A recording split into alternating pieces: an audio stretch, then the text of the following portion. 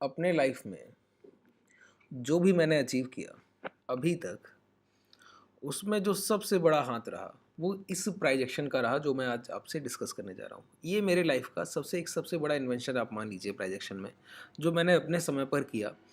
और उससे मैंने अपने शुरुआती समय में, ट्रेडिंग जर्नी की शुरुआती समय में, मैंने सबसे ज़्यादा प्रॉफिट्स बुक किए और इस्टेब्लिश हुआ उस चीज़ से सबसे बेहतर तरीके से। और सबसे पहले ये मैं सिर्फ इसलिए करने जा रहा हूँ, आप लोगों ने जिस तरह से पिछले 1 महीने में अपना प्रेम और स्नेह दिया है ना, देखिए मैं एक ब्राह्मण हूँ और जो मैं शुरुआत से करता आया हूँ और आगे करने की कोशिश कर रहा हूँ, मैं एक शिक्षा से, एजुकेशन से आपको जोड़ना चाहता हूँ।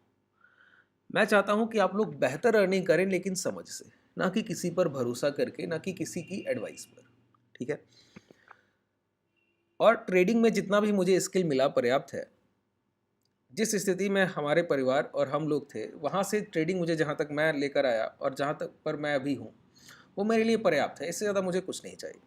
तो आप लोग जो सीखें वो इतना बेहतर हो कि आपके रिटर्न्स, मैं आपको बताऊं, ये जो मैं आपको प्रोजेक्शन, ये सेटअप बताने जा रहा हूँ, आप इससे इक्विटी बाइंग कर सकते हैं, एफएनओ ट्रेड्स कर सकते हैं, स्टॉक ऑप्शंस में बाइंग कर सकते हैं, और वो भी इतने रिटर्न्स आएंगे कि आपको यकीन नहीं होगा। समझिए इस चीज़ को ज़रा। देखिए होता क्या है, 3 या 4 तरह के खरीदार होते हैं। ट्रेडर्स भी 3 या 4 तरह के होते हैं। मैं एक्यूमुलेशन की बात कर रहा हूँ, FIIDIs की खरीदारी की बात कर रहा हूँ, म्यूचुअल फंड्स की खरीदारी की बात कर रहा हूँ, रिटेलर्स, हम जैसे लोग जिस तरह से बाइंग करते हैं उसकी बात कर रहा हूँ। तो 3 तरह से हम लोग ट्रेडिंग करते हैं। पहला स्विंग, दूसरा स्टॉक ऑप्शंस में स्विंग, या फिर इक्विटी में किसी भी तरह से स्विंग आप कर सकते हैं। दूसरा जो है वो है आप इक्विटी के अलावा FNO को ट्रेड कर रहे हैं, वो भी इंट्राडे बेसिस पे। स्विंग का मतलब है जब आप ट्रेड को एग्जीक्यूट करते हैं और आपके रिटर्न 1 महीने या फिर 2 महीने के अंदर आप एक स्मार्ट रिटर्न में होते हैं, यानी कि 40, 45, 50% के आसपास इक्विटी में।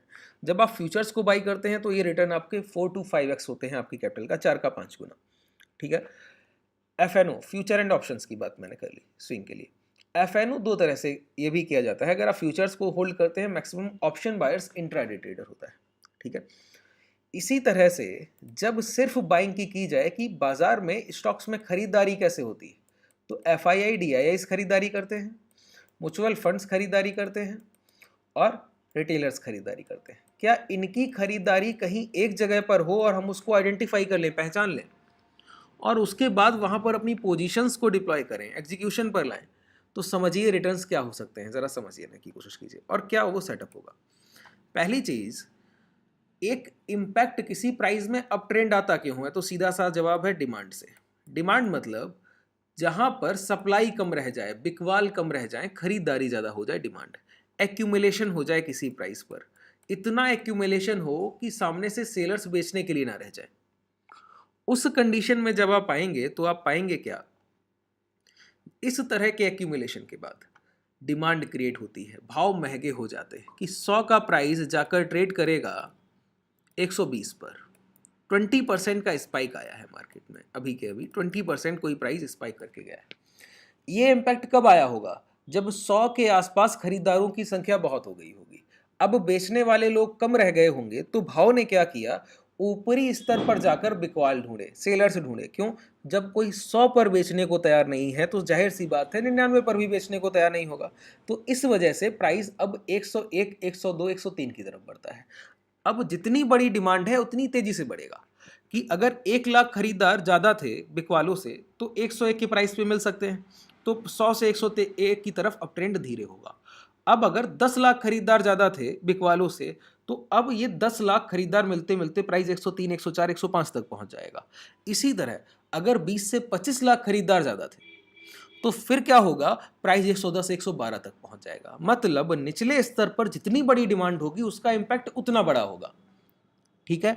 और इससे एक अंदाजा लगता है कि छोटा पैसा रिटेलर्स नहीं लगाते, इंस्टीट्यूशंस लगाते हैं।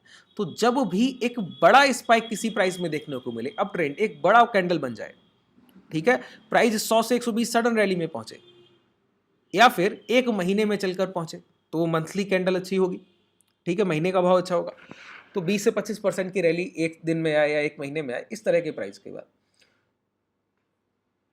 इस तरह की डिमांड के बाद क्या होगा, रिटेलर्स जो छोटे खरीदार इस बीच में खरीद कर गए वो प्रॉफिट बुकिंग करेंगे रिट्रेसमेंट पे। अच्छा, रिट्रेसमेंट कहते किसको जरा समझ लीजिए।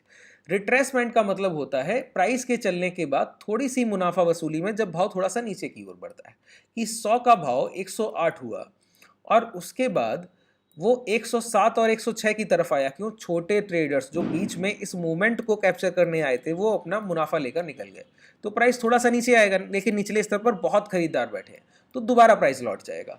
तो इस छोटे से रिट्रेसमेंट को देखकर जो ट्रेडर निकल जाते हैं वो अच्छा पैसा नहीं है, वो अच्छे ट्रेडर भी नहीं है। उनको नहीं पता कि ये प्राइस और चल कर जाएगा, इसको रिट्रेसमेंट कहते हैं। अगर प्राइस 100 से 120 तक जाता है तो जाहिर सी बात है छोटे छोटे रिट्रेसमेंट आते रहते हैं। कभी कभी प्राइस वन साइडेड मूवमेंट में चला जाता है कि 100 से 120 तक पहुंचा और कोई रिट्रेसमेंट नहीं हुआ, तो वो एक बड़ी डिमांड दिखाता है, बहुत खरीदार निचले स्तर पर बैठे हैं, पेंडिंग ऑर्डर्स पड़े हुए हैं, इस वजह से ऐसा हुआ है। ठीक है, इसके बाद 120 पर एक साथ प्रॉफिट बुकिंग आती है, तो प्राइस 119 आएगा तो थोड़े रिटेलर्स बाहर निकलेंगे। उसके बाद अगर 119 आया 100 से 100, ये 1 रुपए की गिरावट देखकर और रिटेलर्स बाहर निकलेंगे तो और पैनिक होगा। इस तरह थोड़ी बहुत गिरावट के बाद प्राइस 115 के आसपास 114, 15, 16 इस तरह के भाव में घूमने लगता है। अच्छा, जो बड़े खरीदार हैं उनको पता है पोटेंशियल क्या है, वो जानते हैं ये प्राइस 80, 100 या 140% या 200% रिटर्न दे देगा, तो उनका तो बाइंग जोन 20-25% का होता है। वो आप सोचिए, अभी आप 100 स्टॉक्स खरीदना चाहे रिलायंस की आसानी से खरीद सकते हैं किसी भी प्राइस पे, 2400 पे मिले 2400 पे मिल जाएगा, जो भी करंट मार्केट प्राइस होगा उस पर आप खरीद सकते हैं। एलटीपी पर मिल जाएगा, लास्ट ट्रेडेड प्राइस पर आपको कोई भी इक्विटी शेयर। अब वहीं आपकी क्वांटिटी अगर 2 करोड़ के आसपास खरीदारी करनी हो क्वांटिटी में तो कैसे होगी? तो क्या एक प्राइस पे मिलेगा? नहीं, आपको बास्केट ऑर्डर्स डालने होंगे, आपके प्राइस अलग अलग होंगे, लिमिट ऑर्डर्स अलग अलग प्राइस पर एग्जीक्यूट हो रहे होंगे, वो एक जोन बन जाता है, जाल की तरह फैल जाता है। ठीक है, अब यहां पर क्या हो रहा है, 114, 15, 16 के प्राइस पर दोबारा खरीदार होगी, डिमांड और सप्लाई इक्वल हो जाएगी, रिटेलर्स बेचेंगे और एफआईआई इसी कंडीशन के लिए खरीद रहे होंगे, इसी भाव के लिए खरीद रहे होंगे कि और अप ट्रेंड देखने को मिलेगा। अच्छा, फिर क्या होगा, जितनी भी रिटेलर्स के पास क्वांटिटी है वो प्रॉफिट बुकिंग कर लेंगे, सिर्फ अच्छे रिटेलर्स रह जाएंगे, तो जितनी भी सप्लाई थी वो जनरेट हुई और डिमांड में शिफ्ट हो गई, डिमांड की तरफ चली गई।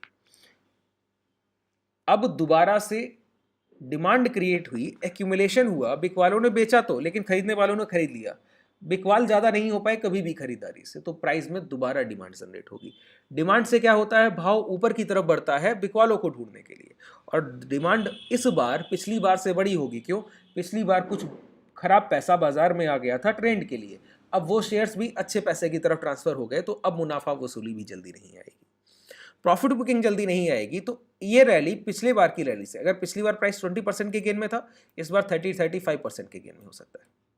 ठीक है, आप इसको कैसे, इस पूरी कंडीशन को आइडेंटिफाई करेंगे? सिर्फ एक कंडीशन है, जब भी प्राइस पिछले एक स्पाइक के बाद इंपैक्ट जो खरीदारी का आया, उस इंपैक्ट के बाद जो प्रॉफिट बुकिंग आई, जो हाई लग गया वो इंपैक्ट ऑफ हाई था, बाइंग से जो इंपैक्ट आया उसका हाई था।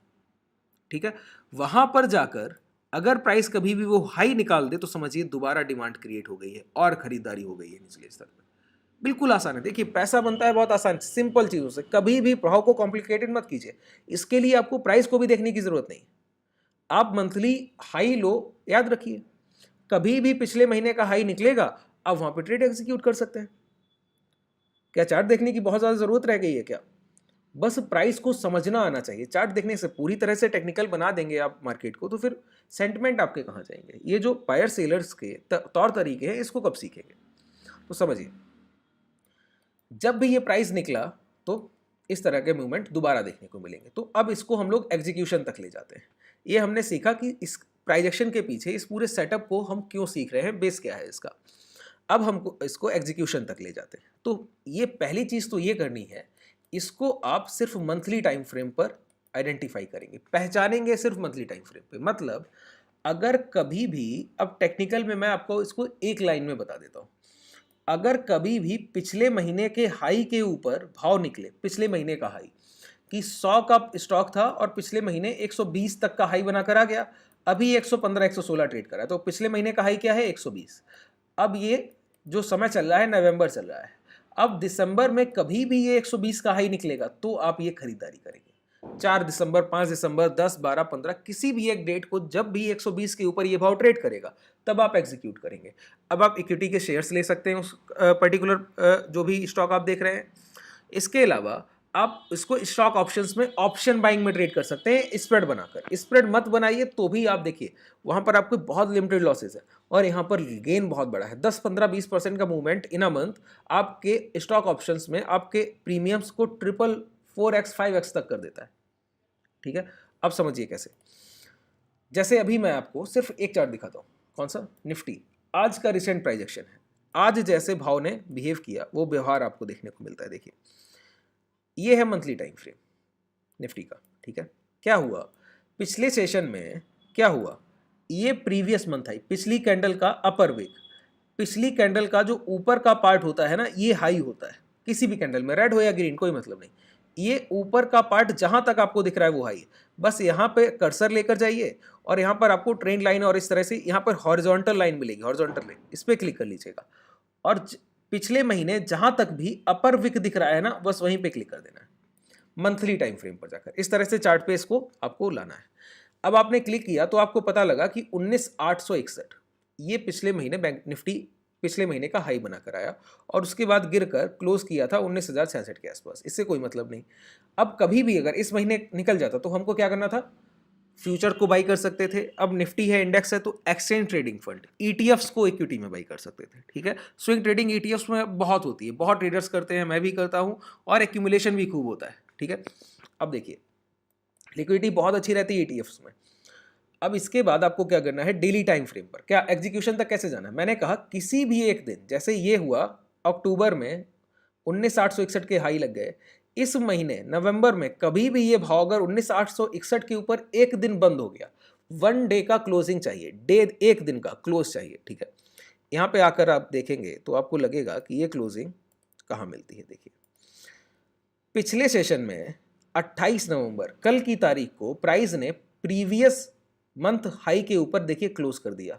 कल की आज की क्लोजिंग क्या है, देखिए यहाँ पर सी लिख कर आएगा, ये सी का मतलब होता है क्लोज। मैं कैंडल पे कर्सर ले जाता हूँ, देखिए 19,889 861 के ऊपर की क्लोजिंग मिल गई। अब आप यहाँ पे ट्रेड एग्जीक्यूट करते हैं, लॉन्ग करते हैं, ईटीएफ्स को बाई करें कुछ भी करें, तो देखिए आज क्या क्लोजिंग मिला है, 20,096। ठीक है, ये 20,096 की क्लोजिंग आपको कितने बड़े रिटर्न दे सकती है सोचिए। ठीक है, अगर आप सिर्फ कल, हमारे कई ट्रेडर्स बाई कर गए। ठीक है, अब जरा कोल इंडिया का चार्ट देखिए, मैं आपको दूसरा चार्ट दिखाता हूँ। ये कोल इंडिया का चार्ट है। हमको क्या करना है, सिर्फ प्रीवियस मंथ हाई, पिछले महीने के हाई को मार्क कर लेना है। ये लास्ट, यहाँ पे आप देखिए तो ये लास्ट महीना है, इसके पिछले महीने के हाई के लिए ये 320 का भाव लास्ट महीना है और 320 से अभी हाई क्या लग गए हैं, 360 के हाई लग गए हैं। तो यहाँ पर देखते हैं इनिशियल पीरियड में। ठीक है, इस कैंडल का हाई क्या है, 243 इस कैंडल का। ठीक है, इसके बाद हम लोग अगर जाते हैं डेली टाइम फ्रेम पर तो कब इसके ऊपर क्लोजिंग मिला। ठीक है, यहां पर क्लोजिंग मिला है 243 के ऊपर, ये मिला है 248 का क्लोजिंग। आपकी एंट्री होगी, आप ट्रेड्स को एग्जीक्यूट करेंगे। एग्जीक्यूट करने के बाद ये आपने टारगेट देख लिया 359 का। अब मैं आपको एक बात बताऊं, जब आप इस तरह के टारगेट ले रहे हैं और मैंने आपसे कहा, देखिए मैंने अपने पूरे ट्रेडिंग जर्नी की बात कर रहा हूँ, यहाँ पे आपके स्टॉप लॉस बहुत छोटे होते हैं, 5-7% हो सकते हैं। ठीक है, बहुत से बहुत अधिक से अधिक, और वो भी एसएल आपके बहुत रेयर केस होंगे कि कोई स्टॉक लेकर जाएगा, क्योंकि ये इंस्टीट्यूशंस खरीद रहे हैं, मैं नहीं खरीद रहा हूँ, आप नहीं खरीद रहे हैं, ये बड़ा पैसा लग रहा है एक साथ। ठीक है, उस बड़े पैसे के खरीदने की प्रक्रिया को हमने पहचान लिया है। अब अगर इतना बड़ा पैसा निकला है तो जब भी वो लगने के बाद निकाला जाएगा, डिस्ट्रीब्यूशन होगा तो हायर लेवल पे होगा, ना कि उसी लेवल पे। और अगर कभी गलती से होता भी है तो वो बहुत रेयर केस होते हैं। ठीक है, तो इसके लिए मैं आपको एक लिंक दे देता हूं डीमेट का, नीचे मोतीलाल ओसवाल का आपको डिस्क्रिप्शन में लिंक मिल जाएगा। वहां पर इस तरह की इक्विटी बाइंग के लिए, जैसे आप एफएनओ में ट्रेड नहीं कर रहे हैं, इक्विटी करना चाहते हैं, ठीक है, लेकिन इक्विटी में आपको लगता है आपका पैसा कम है कि 1 लाख आपके पास फंड है, 1 लाख से इक्विटी करूंगा तो कितने % रिटर्न जनरेट होगा, इस तरह की आपको तकलीफ आ रही है। ठीक है, तो एफएनओ की तरफ बढ़ जाते हैं, वहां पर आप क्या स्किल उतना बेहतर नहीं, तो आप क्या कीजिए, मोतीलाल की उस लिंक से आप अपना डीमेट ओपन कर लीजिए। वहां पर मैं आपको 10 गुना 10x लेवरेज दे रहा हूँ। 10x लेवरेज समझते हैं कि जब आपके प्राइजेक्शन इस तरह के हैं जहां पे आप 25 से 30% मंथली निकाल सकते हैं या 15 से 20%। ठीक है। तो मैं वहाँ पर 1 लाख अगर आपके पास फंड है तो आप 10 लाख की खरीदारी करके होल्ड करके ले जाइए, और जब तक चाहे उसको साल भर, चाहे साल भर होल्ड रखें, जितना चाहे, 1-1.5 महीने होल्ड रखेंगे।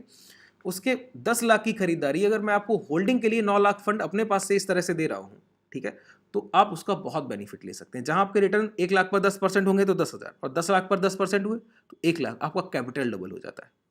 ठीक है, तो आप बिल्कुल आसानी से इस तरह से इस सेटअप को ट्रेड कर सकते हैं। भाव इसका प्राइजेक्शन समझ गए, ठीक है, और आसानी से कोई भी डाउट हो नीचे कमेंट सेक्शन में मुझे लिख दीजिए, या कुछ भी पूछना हो तो लिख दीजिए, मैं आपको तुरंत रिप्लाई करता हूँ। ठीक है, शुभ रात्रि, धन्यवाद।